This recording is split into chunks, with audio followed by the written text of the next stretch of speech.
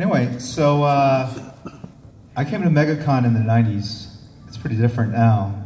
A lot more people here. What do I do at these panels? Okay, so normally what I do is I kind of talk a little bit about my career. How many of you been to a panel that I've done before? Okay, so I can use all my lame old jokes here. So do revision number one. So anyway, for those of you, how many even know who I am? All right, okay, all right. I don't have to go to the basic version. So I work at DC Comics, but I used to work at all these other companies. How many of you guys are aspiring artists? Okay. Okay, how many of you are just aspiring to work in comics? Just out of curiosity. Okay. All right, not as many in other cities. Okay. Yeah. So what I usually do at this panel is I kind of talk a little bit about my struggle, my struggle to get into comics. I didn't realize this. It's almost like therapy that I've been doing for 30 years now. As I talk about my career, as I've gotten older, I've gained some insights, and I realized I just did this one talk to a bunch of kids about careers in the art, and they were asking me like what my main obstacle to achieving what I wanted to achieve was, and I had all these other different answers in the years prior to this sort of epiphany I had, which was it was my parents. My parents were my biggest obstacle to getting into comics. And then I realized really how difficult that can be because, you know, they're your parents, right? But they really didn't want me to get into comics. They didn't want me to get into arts. And so you're weighing just how difficult it is to do that in general. And then obviously you don't want to disappoint your parents. And Korean culture, I'm Korean, you know, it's even doubly so. But I think the message to the kids was essentially, if you want to work in comics or the arts or anything really in life, it can be done, and people do it all the time, and that's important for young people to hear because, and older people, because sometimes it seems so hard to achieve or so far away.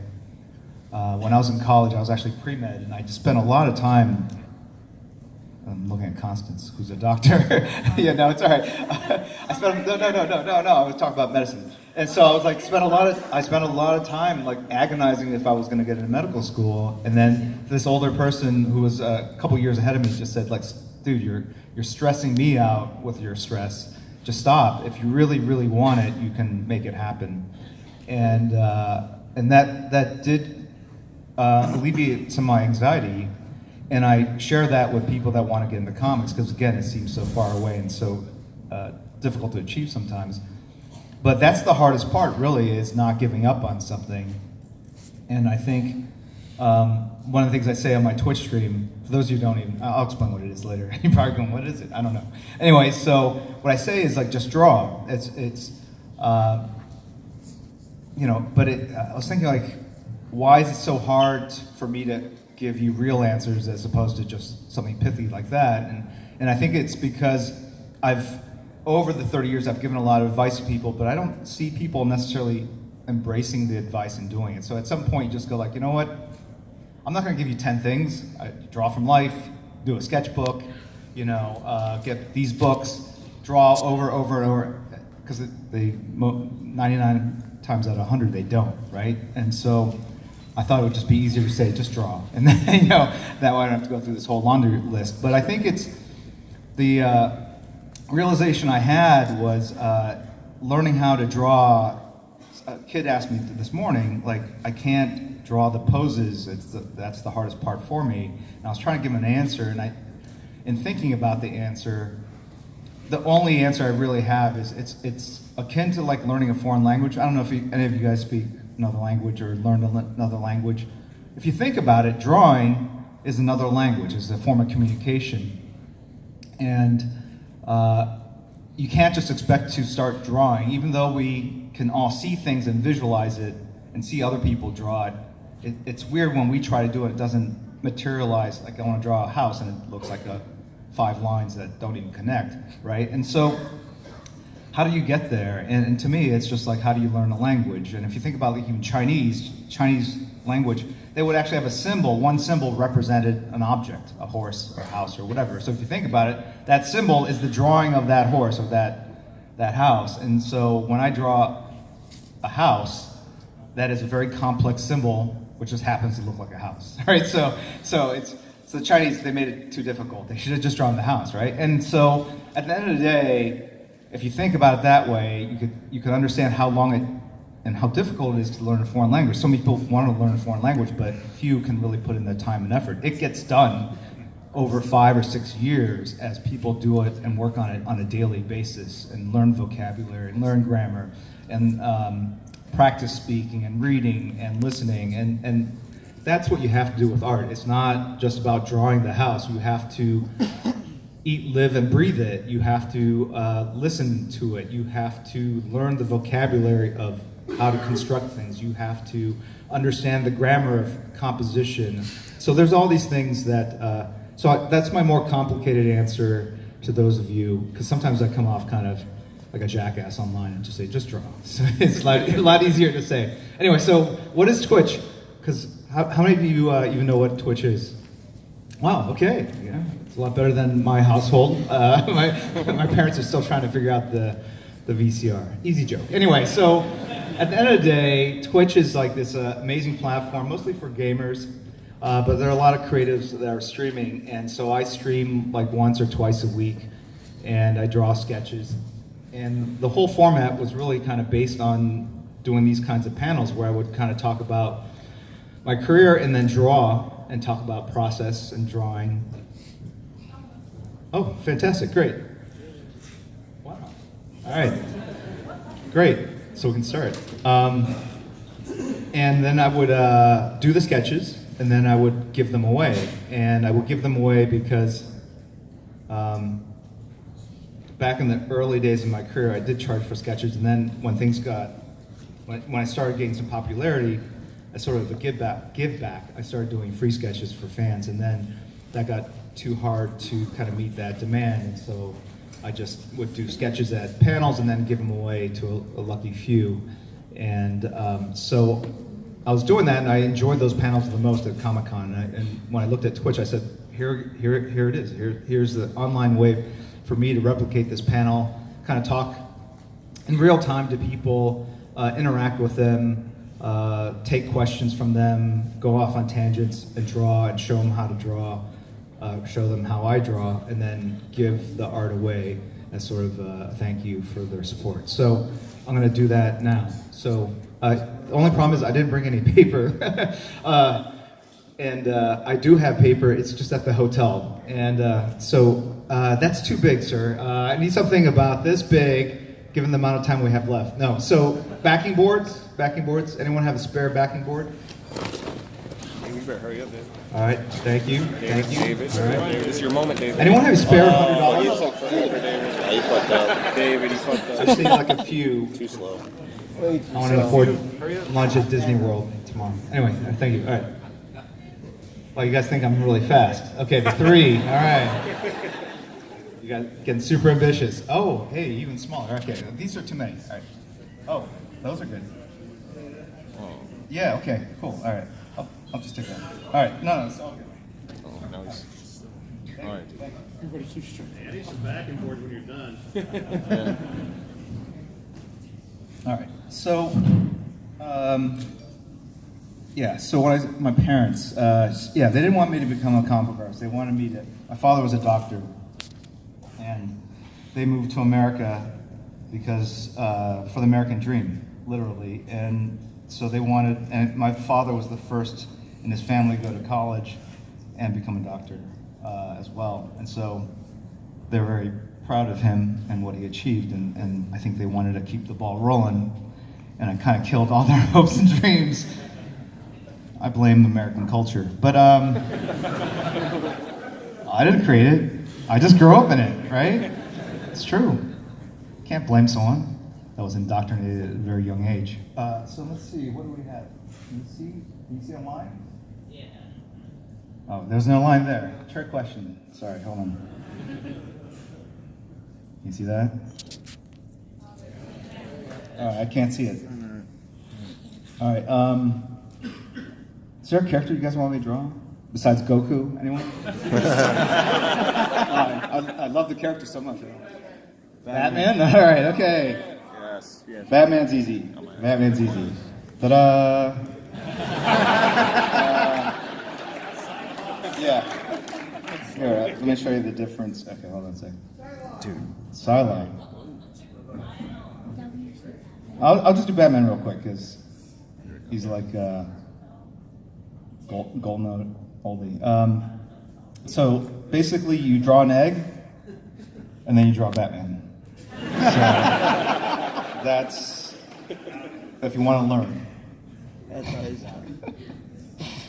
That's the jackass part of me speaking out again. That's not really the real me. I just, I'm all about the cheap laughs. So, yeah. Okay. It's better than anything I can do. So, I don't know if I should talk anymore about really. So my parents just were not into it, and it was because they really didn't understand it, and I think they always saw comics as a huge distraction because I was always trying to buy them and read them and bug them for. When did they come around? When did they come around? They still don't know I actually work in comics. They think I'm a pediatrician that works in Northridge, California. That travels a lot. Always working late, carrying the dime. No, they came around very, very quickly. To their credit, they just raised and supported me. To their credit. So so after I graduated from college, I moved back home into my house, which I'm sure they were thrilled about. And to the right. This is just like streaming online. All right, thank you very much. Thank you. If you guys just carry on your own side private conversations here and there, it will be exactly like my Twitch stream. Like I'm drawing like the greatest Goku ever, and people are literally talking about like, oh, I stubbed my toe this morning. I couldn't get some sleep last night. Oh, I'm so hungry for Taco Bell. This stream is making me so hungry. Anyway, I blame the millennials. Anyway, so. Okay, wrong crowd. I blame the Generation X, whatever, those dudes. That's funny. Yeah. Anyway, so what was I saying? Did they come around? Yes, they came around. They were not happy at first, but and it wasn't that I had to be super successful. That came later. Actually, once I got my very first assignment, they were both very, very ecstatic for me. And so when I got the call from a company that's not DC, they were, my mom and I did like a little jig. Yeah, we did a little dance in the kitchen. And so I could tell that she was happy. Because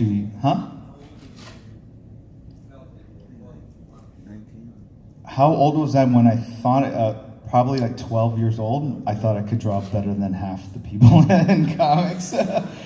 Anyone that's young, raise your hand. You know the feeling. I think everyone thinks that they're better than the people that are being published. So there are a lot of artists I just thought were not good. And so I drew a picture of a character that's green and gets big when he gets angry. And I only drew like half of it, and then I was I can't be arrogant at 10, right? You just don't know any better. You're just naive, I think. I put that drawing in the mail and I sent it to that company thinking I would literally get hired to draw comic books. Yeah. They sent it back to me. They mailed they sent it back to me, and with the notes, I think like it wasn't a no prize. I didn't get a no prize, but there was like a form letter they sent back to me. So, And then I didn't really draw panel-to-panel work until I was like a senior in high school, but even then it was on typewriter paper. It was small. I didn't really, like I said, I was a very undisciplined artist. I didn't even do a draw an egg. I would just start with whatever and just start drawing, and then I would end up with a drawing that was not centered properly. Sorry.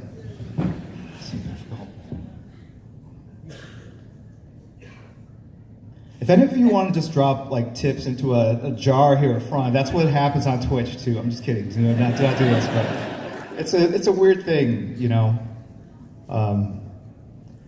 getting paid without taking your clothes off. It's so not that I do that either. But anyway, what was I saying? I've lost my track of thought. Yeah, so it was like in high school that I kind of focused on, but then it wasn't until college, it was about 2021, that I started getting very serious about it and realized that, like, wow, what an idiot I was when I was 10 or 11. Now I'm ready to get hired. It was horrible too. So, and that's the weirdest thing is I think my 10-year-old probably had the right instincts. The people I didn't think that were that good actually weren't that as good as the people that were really good. So it wasn't like I was looking at Neil Adams going like, oh, I could draw better than this guy. But every working professional was head and shoulders better than I was. And I think that just speaks to the fact that we're blind to our own work for whatever reason. And I think it's something that was created evolutionarily or by God so that we wouldn't murder our own children, right? Because, I won't go there. Parents, you guys know what I'm talking about, right? There are times you go like, all right, I've had it. I can't. They're so cute. Like they're my offspring, whatever. And I think that's oh crap, my arm. I think that's like kids, right? Kids are like your works of art, and when you create them, they no matter how imperfect they are, they look better than everyone else's. And yeah. So. Excuse me?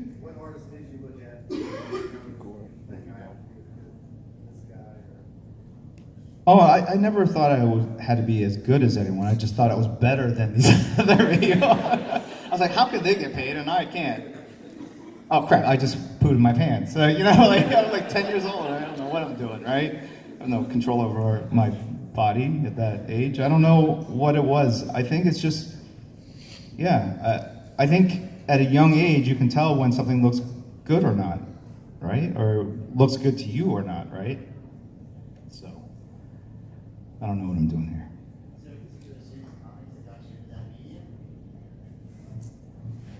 There was a. Was there anything? Okay.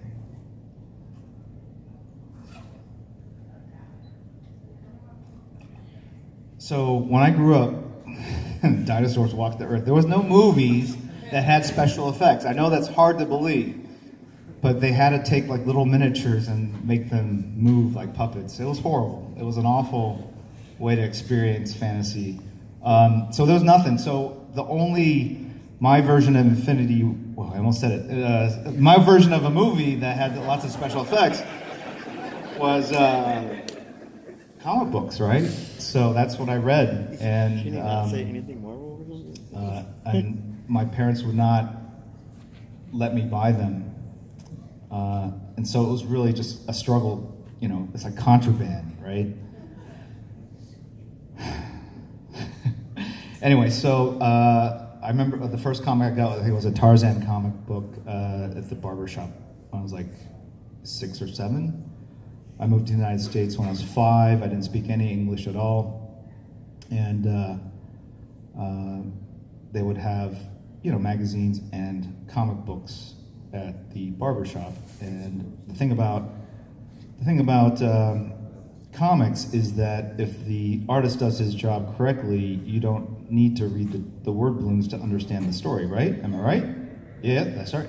Yeah. And so I would understand the stories, and then it incentivized me to learn what they were saying, and I think that really helped me learn English. And then I was like curious, what are they saying here in these captioned yellow boxes, and what's going on in this in this editorial page and the letters page and all that. So it really kind of fueled my drive to learn English. Does anyone have like a Kleenex? Yes? Preferably unused. But I'm okay with whatever. Thank you. All right. So this is a quick way of doing a quick background.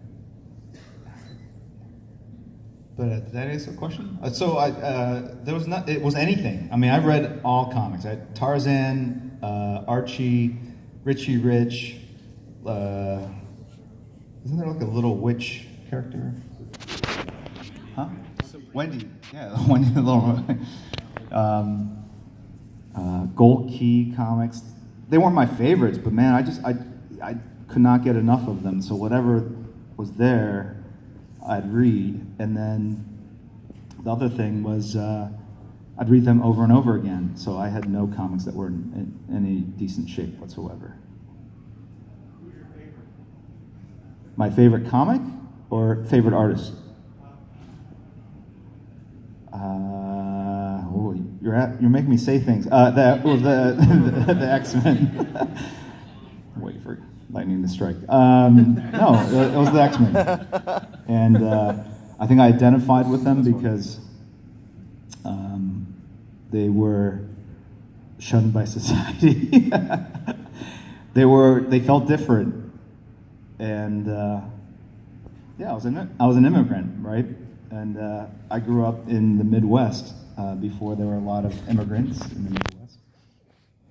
And so I think a lot of my growing up was sort of trying to understand this other culture that was not my own. But I think that also helped in terms of my abilities as an artist because you're constantly sort of scanning what you're seeing and trying to understand what it is that you're seeing, right? Like, what was that gesture that they just used to, what does it mean when the finger goes up in the air in between these other fingers, whatever. So you start understanding like the visual vocabulary of culture and expression, and I think that's a big part of drawing comic books, right? You're doing emotion, you're doing acting, you are conveying information on a non-verbal level, right? And if you think about it, does it look like I took them? No. Are you asking if I should take them? Have you ever thought about taking formal training? Is that what you're saying? Oh, okay. All right. Sorry, I misheard that. It's my own paranoid fears, self-doubt. I should have. No, I did not. I took some. It's taking so long to dry. I took some art classes during the summer, and sorry, I put too much ink down. I've taken some art classes, but I didn't go to art school. I have a degree in psychology, and but at school, the best class I took was an art class. But it was taught by an abstract expressionist artist. Those are the ones that like paint like an all black canvas or just like a Jackson Pollock kind of splattered kind of thing. And but at the same time, all those artists start from the core, the basics, right? So you start with like doing a color grid, life drawing, learning about composition, all that stuff. And that was probably the best class I took in college. And they were very encouraging at that point. They were like, hey, have you ever thought about a career in the arts? And I didn't feel like I knew enough art history, which I think is a big part of like fine art, sort of understanding that if you paint an all black canvas, like someone else who preceded you, it's not new and it's not revolutionary, it's not, and you need to know what kind of came before you. Because it was as important what you did. It was important what you drew. It was important as when you did it and the intent of the piece as what you actually drew, right? So I didn't feel confident about that. But I did feel like I kind of pulled that, kind of reached back and found that 10-year-old that felt that they were better than everyone else that was being published. And I think you need to, look, and that sounds horrible, it sounds like kind of Kanye West or something, but really, I think you need to feel that, because if you don't feel it, then no one's gonna create a seat for you at the table.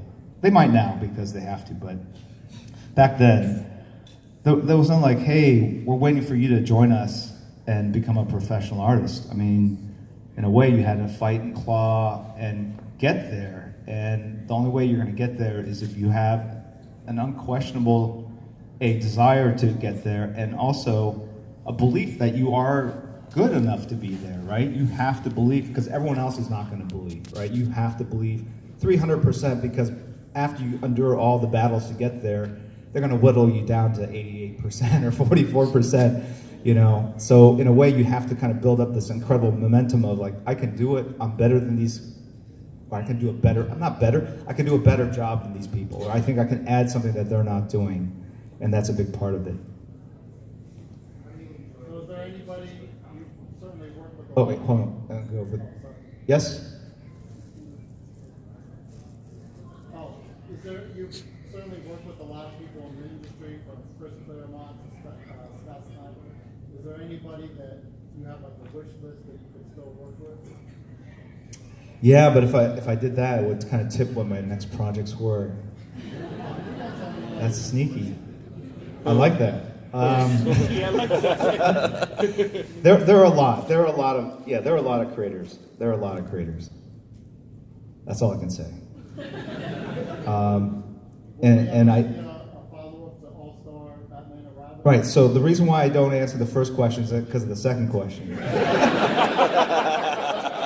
Because I get that question every single panel I do. When are you ever going to finish that damn project? And so I'm just worried if I say, hey, I always wanted to do a project with so-and-so. Every panel will be like, hey, when are you going to ever do that panel or that project with so-and-so, right? So Frank Miller and I have talked about it, and we got close to kind of coming up with a game plan. He still wants to finish it up. I would still like to finish it up. So it's just a matter of timing and schedule. Batman Robin Boy Wonder.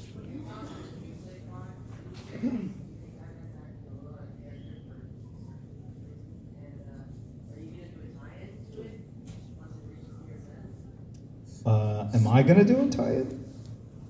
Or you mean DC? I assume DC.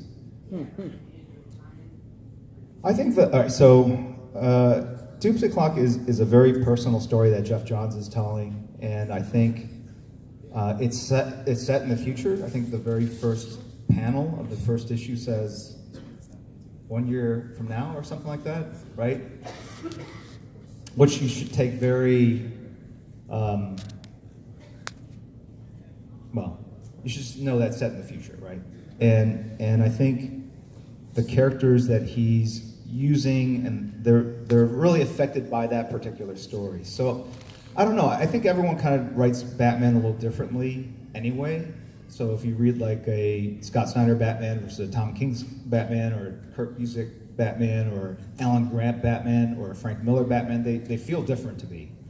More so than other characters, I think, because I think he's just allows for that level of creative interpretation. So I think it's consistent with the way Jeff has done Batman in Batman Year One, not Year One, Earth One. I don't know if you have read that series. But he spent months poring over the original Watchmen, did a ton of research. I think it's such a such a unique personal story that in a way we didn't want to tie into it. We didn't want to over commercialize it and make it this thing that everything else had to fold into. That said, I think when he gets to the end of the story, he has an amazing ending, and it does have repercussions in the DC universe. And so I think to the extent that things need to tie into that, they will. But it's not like we're going to do, at the end, a 20-part mega crossover that hey, straight out of the pages of Doomsday Clock, all of this happens, right? Marvel method or script. What he's referring to is that the Marvel method is the writer would write like a synopsis. And what was I time supposed? What did she say to stop? 3:20? Is that what she said? 3:40? Okay, all right. Excuse me? 3:40. Okay, great. All right, sorry. A little discombobulated today.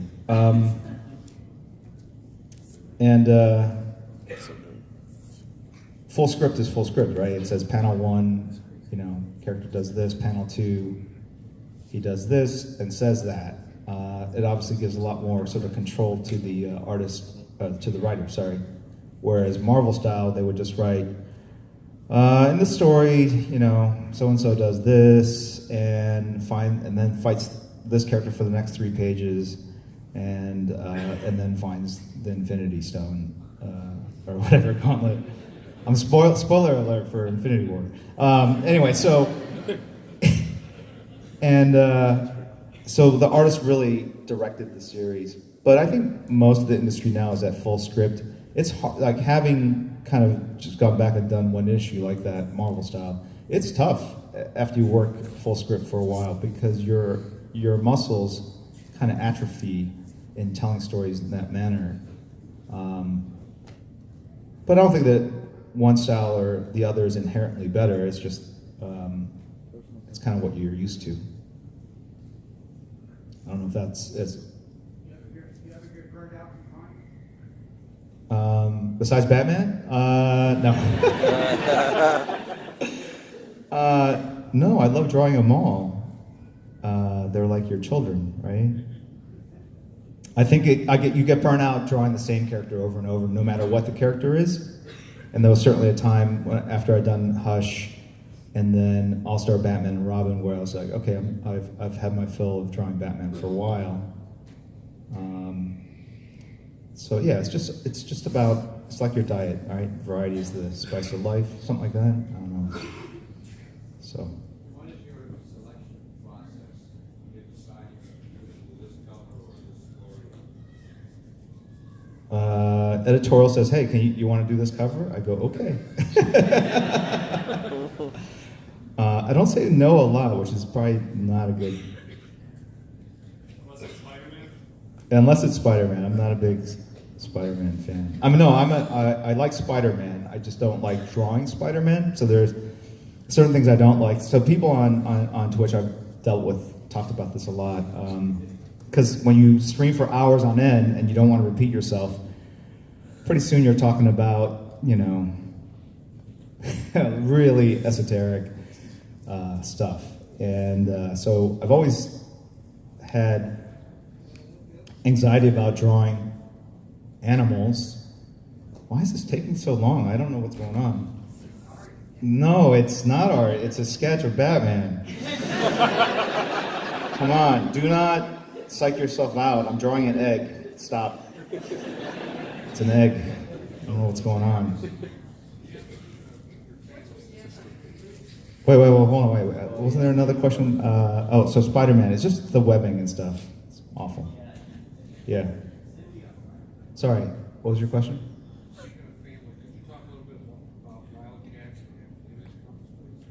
Talk a little bit about, that's really open-ended. Are you a therapist in real life, sir? Yeah.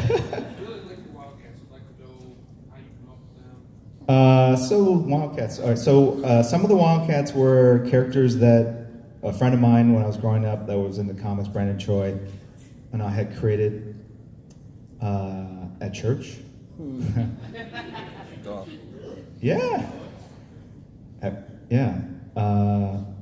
Well, we would go to church, we'd go to church together, and then afterwards, the Sunday, the session that the kids would go to would end sooner than the parents. It's just sitting around in a classroom. And so we would have characters fight each other, like the X-Men versus the Avengers, and we'd write all their names out and draw lines and talk about who, It got really nerdy. Needless to say, it was just the two of us. And then we started creating our own characters over time. And so some of those characters that were in Wildcats were not the names of the characters, because probably had like really bad names, but some of the designs and powers and costumes were very early on. So some of that we drew from what we had created in high school. And then other stuff was just created, obviously influenced by the X-Men. I think there was a cheeky attitude that let's do something that has overtones of these characters that we, had worked on at Marvel. Wink, wink. So there was a little bit of that. I would hasten to say bad boy behavior, but it was like, yeah, there was some of that too. But at the end of the day, I think it just really kind of, if you really look at that stuff, and it's something that Warren Ellis has talked about in his reboot of Wildcats in his book, The Wild Storm, he really talks about, like, if you really dissect a lot of that stuff that was coming out in the 90s, there's like fear of government, belief in conspiracies. There's a lot of stuff that was going on in the sort of the zeitgeist at the time that was really reflected in those titles that, to me, were very different from the themes that were addressed in X-Men or even the Marvel and DC universes. And a lot of those ideas and themes eventually did become incorporated. I mean, just, from superpowered groups that worked in very cynical kind of ways. I think Rob's Youngblood kind of spoke to superheroes as celebrities, but then this notion of superheroes as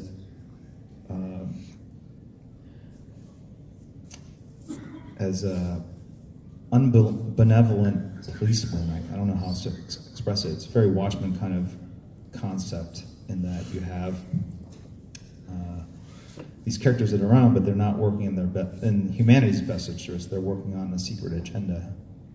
So books like The Authority and Stormwatch. So, what was it like leaving Marvel to start Image? It was awesome. What was it like?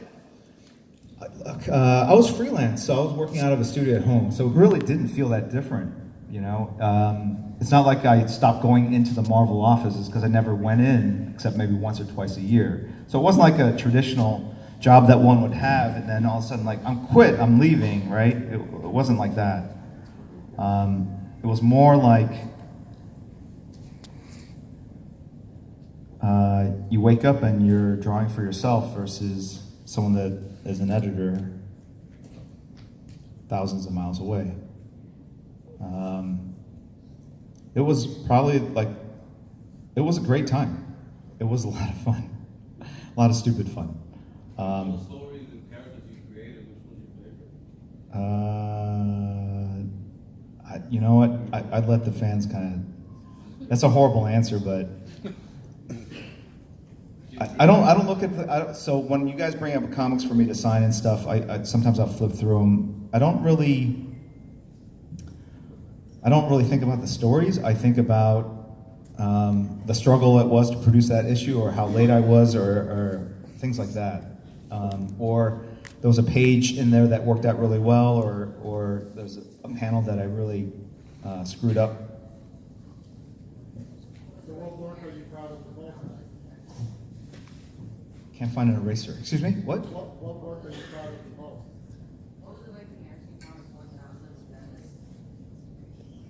What was it like working with Bendis on Action 1000? It was awesome. Yeah, I don't know. It was great, Yeah, thank you.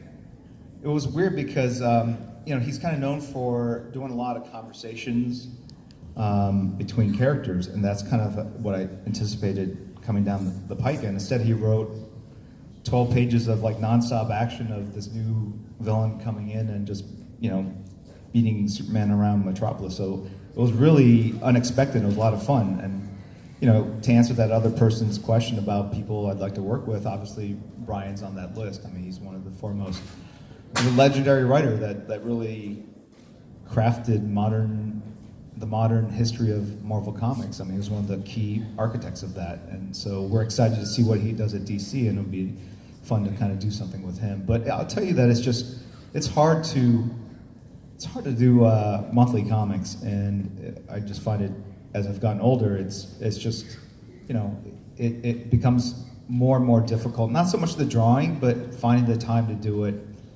and I think that's the biggest obstacle now. My parents, I've defeated them, but it's father time, I guess that's. Excuse me? Yes, it's a young man's job. Thanks for saying I'm old. Thank you, I appreciate it. That's one way of saying it. What do you think is making you successful? I think I've done well. I think I look like I could be a doctor, right? Yeah. Yeah. So I think, but I don't. How do I say this without sounding good? All right. How do I? No. It's not that I can't say it. I don't want to apologize after I say it. So let me think about when I say it. A what?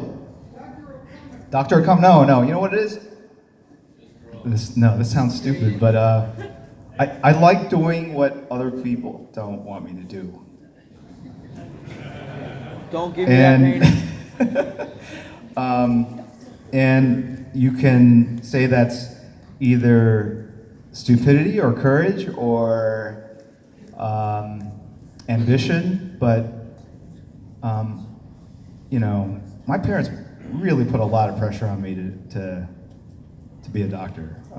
I had to literally walk out of the house and threaten to kind of, I don't know where I was going because I had no money, and we lived in the suburbs. So as soon as I got out of the house, I have no car. I'm like, where am I going to walk to? I live in the Midwest. It'd take me 8 hours to find another town. And but they didn't call my bluff. They chased after me, and so that's how I was able to convince them.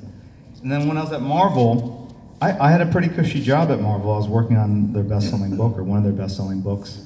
I was making a very good living, and I was drawing the characters I loved as a kid, but there was a part of me that just wanted to,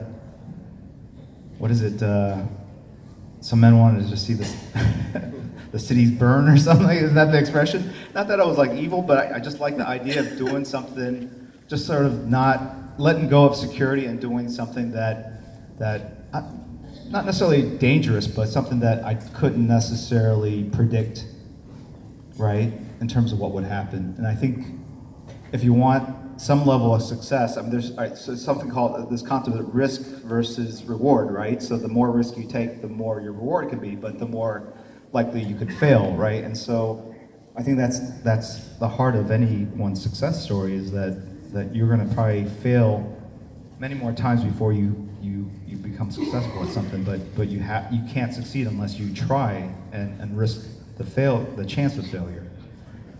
Sorry, that's my long-winded answer. What was the best idea you ever had that you never got to see come to fruition? Excuse me? What was the best idea you ever had that got shot down? The best idea that I ever got, I don't know if it's the best idea I had. There was a lot of ideas that were presented to me that I screwed up. Like early on, before South Park was on the air, I had the chance of licensing that property as like trading cards and comics. And I said, and I had the episodes on tape. They gave me a VHS tape and said, do you want to put a bid on this? And I didn't even watch the tape. And then, yeah, there you go. So when we say I'm successful, I'm an idiot. What are you talking about? Could be bothered to watch it. Yeah. I still cry about that one. Then there was a thing called Pokemon. I passed no, it wasn't Pokemon. Yeah, Bitcoin, yeah. Oh God. Managing what?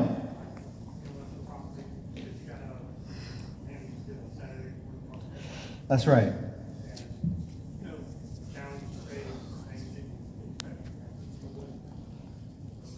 Yeah, so what he's talking about is back in the image days, I had the property called Wildcats, and it was made into a cartoon that was on CBS. Then we had a toy line that was Playmates Toys, and yeah, it was an interesting experiment. I mean, not experiment. It was an interesting project in that you really realize how much work goes into any of these kind of huge franchises that make it to Saturday morning. There's just so much stuff that just even the logistics of approving everything, from the storyboards to the designs to at that point they were merchandising a lot of stuff, so they're like toothbrushes and ties and baking goods and stuff, and I stupidly thought, like, I own this, so I should approve everything, and I wanted to approve everything because it was the first time I'd done something like this. But it was crazy in terms of the amount of work that and sheer logistics of managing something like that. And it wasn't even that successful as a cartoon and ultimately merchandise. So hats off to anything that finds success. It takes an army of people to really make these things as ubiquitous or as successful as they are. But it was a lot of fun. I enjoyed it. I got to do a little voice acting. I was like a guard in one of the episodes. I get run over by a truck. And then that time that we were filming in Toronto, and we were doing the voice recording in Toronto. That's where the animation company was. And at the same time, they were recording the X-Men in the next recording bay. And so I saw them, and so they invited me to come in, and I did a voice. I did a voice of a Sentinel in one of the X-Men cartoons. Yeah.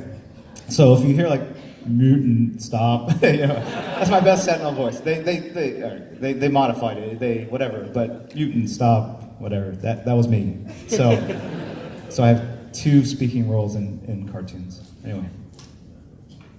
Which writer pushed you the most? What? This is like when chat goes by too quickly. You can't like, what? Out of all the writers you work with, who pushed you the most outside your comfort zone?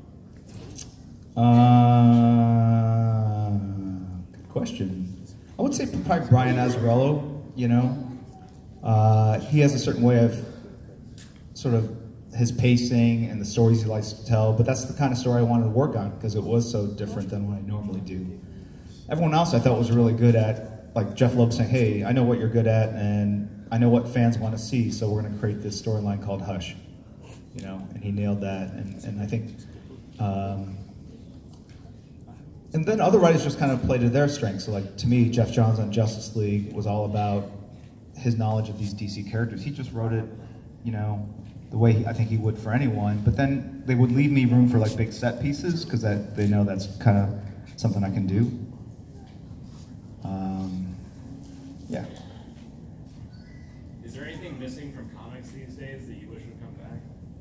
Is there anything? Letters pages that we hear about constantly. What character am I going to draw? Gambit. All right, hold on. Gambit.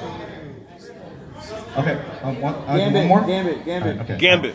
I'll do one more here. Okay. Just Try to so help we you. avoid 3 here. What's your favorite panel you've ever done? My favorite panel that I've ever done. It's probably one that I can't even remember. In that, no, I mean, in that it's usually like a small figure.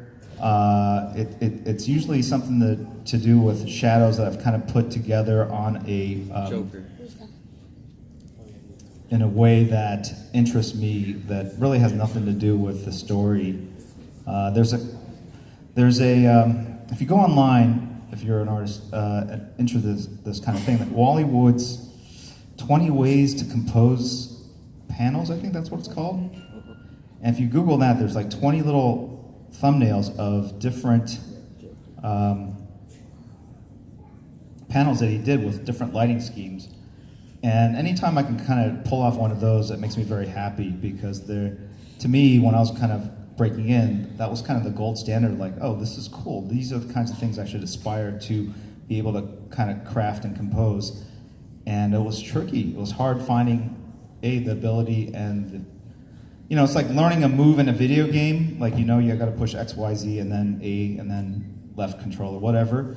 But then to actually do it in the heat of the moment while you're playing, very hard, right? So there was a lot of that kind of going on.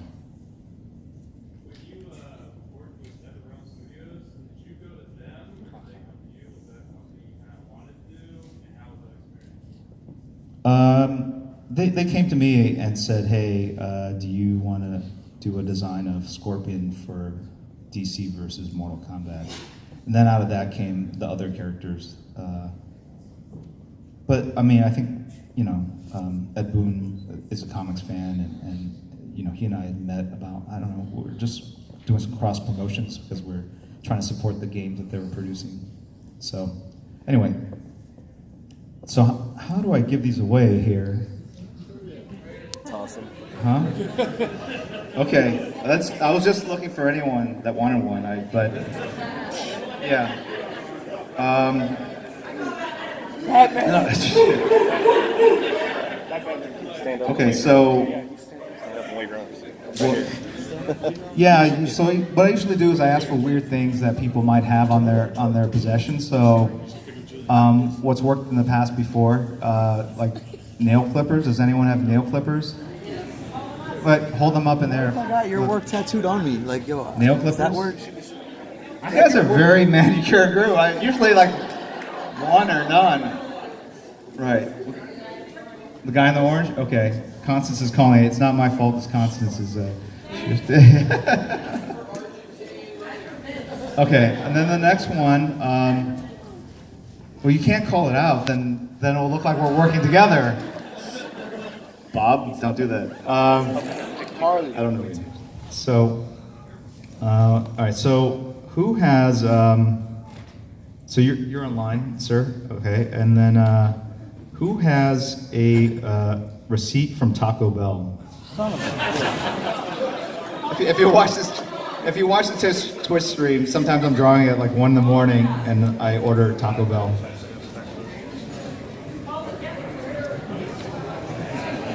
All right, that's what I like to see.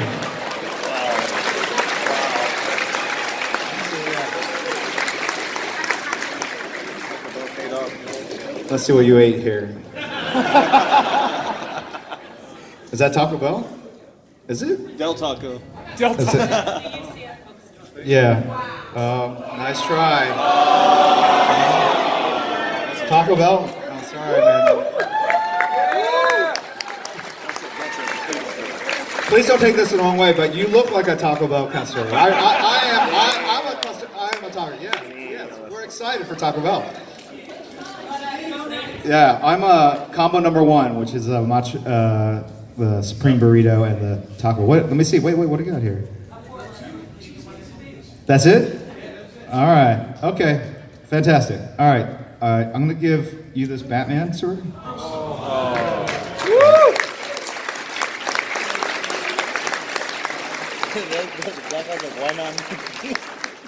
Is there one of these two that you would?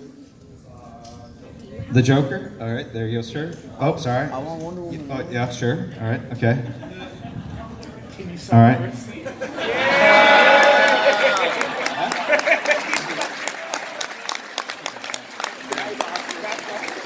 All right, and then the last one, does anyone have a copy of, all right, this will be the first hand I see. So, Immortal Man number 3. Oh wait, is that Immortal Man number 2? Right there? There you go. I thought I was going to say X-Men issue 1. That's a comic book. All right, is calling?